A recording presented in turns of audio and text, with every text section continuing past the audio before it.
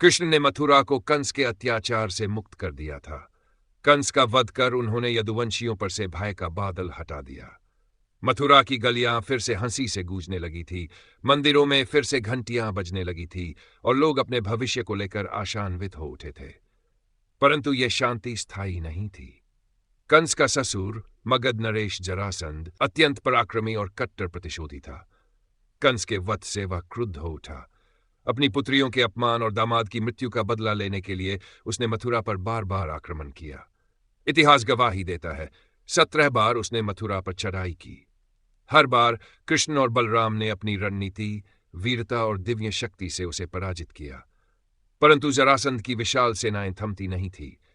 उसके पास अपार संसाधन थे, हजारों हाथी, घोड़े और असंख्य सैनिक। मथुरा, जो कभी समृद्ध और खुशहाल थी, अब बार बार युद्धों से थक चुकी थी।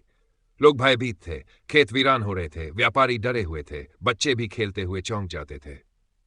कृष्ण ने यह देखा और सोचा, युद्ध जीतना सरल है, पर जनता का सुख सुरक्षित रखना सबसे बड़ा धर्म है। वे जानते थे कि मथुरा की भौगोलिक स्थिति उसे रक्षात्मक दृष्टि से कमजोर बनाती है। कोई भी आक्रामक राजा बड़े सैन्य बल के साथ मथुरा पर धावा बोल सकता था। तभी कृष्ण ने एक नई योजना बनाई। उन्होंने सोचा, एक ऐसा नगर बसाना चाहिए जो न केवल सुंदर हो, बल्कि युद्ध से भी सुरक्षित रहे, जहां समुद्र स्वयं एक प्राकृतिक रक्षक का कार्य करे। उन्होंने समुद्र तट पर एक दिव्य नगरी बसाने का निश्चय किया। इसके लिए उन्होंने देवशिल्पी विश्वकर्मा का आह्वान किया।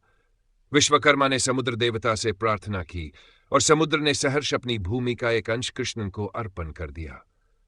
वहीं समुद्र के भीतर कृष्ण के नेतृत्व में बसी द्वारका। द्वारका एक स्वप्न सी नगरी थी।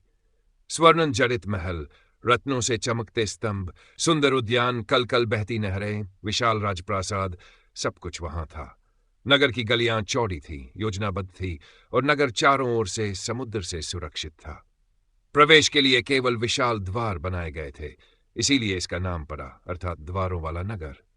कृष्ण ने मथुरा की समस्त जनता, यदुवंशियों, वीरों और प्रजाजनों को द्वारका में स्थानांतरित किया। रातों रात एक नया जीवन आरंभ हुआ। अब न जरासंध की सेनाएं वहां पहुंच सकती थी, न मलेच्छ आक्रमणकारी। द्वारका के नागरिकों ने वहां स्थायी शांति, समृद्धि और आनंद का अनुभव किया।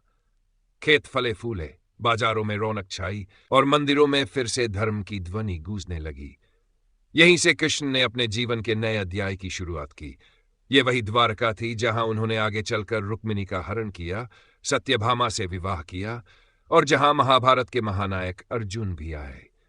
यहीं से उन्होंने धर्म की रक्षा और अधर्म के विनाश के अपने विराट उद्देश्य को आगे बढ़ाया। कृष्ण का मथुरा से द्वारका जाना केवल एक भौगोलिक यात्रा नहीं थी, बल्कि एक महान दूरदर्शी नेतृत्व का उदाहरण था। कैसे एक राजा न केवल युद्ध में, बल्कि नीति, बुद्धि और प्रजा रक्षा में भी महान बनता है। द्वारका आज भी एक प्रतीक है साहस, समर्पण और शांति का। समुद्र में डूबी हुई द्वारका की किंवदंती आज भी इतिहास के पन्नों में गूंजती है और कृष्ण की दूरदर्शिता को अमर बनाती है।